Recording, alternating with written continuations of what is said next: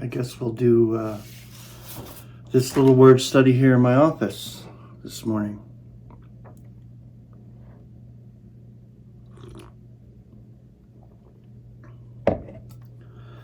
All right, it is this word here, guard. And there's your Greek. The concordant definition: protect by vigilance and power, maintain obligation. So we got two words here, the word guard and the word maintain.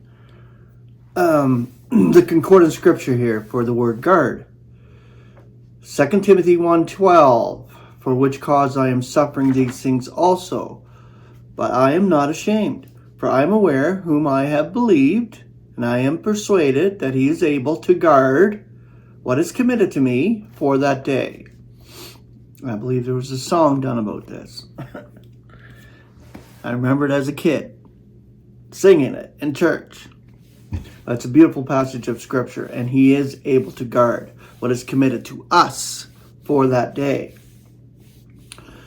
2 Timothy 4:15, whom you also guard against, for very much he has withstood words of ours.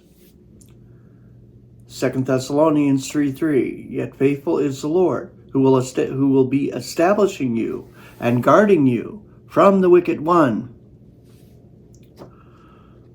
1 Timothy 5:21, I am conjuring you in the sight of God and Christ Jesus and the chosen messengers, that you should guard these things apart from prejudice. 1 Timothy 6:20, O Timothy, that which is committed to you, guard, turning aside from the profane prattlings and antipathies of falsely named knowledge. 2 Timothy 1:14, the ideal thing committed to you, guard through the Holy Spirit, which is making its home in us. Now the word maintain, there's two passages here. Galatians 6:13, for not even they who are circumcising are maintaining law, but they want you to be circumcised, that they should be boasting in that flesh of yours. Romans 2:26, if the uncircumcision then should be maintaining the just requirements of the law, shall not his uncircumcision be reckoned for circumcision?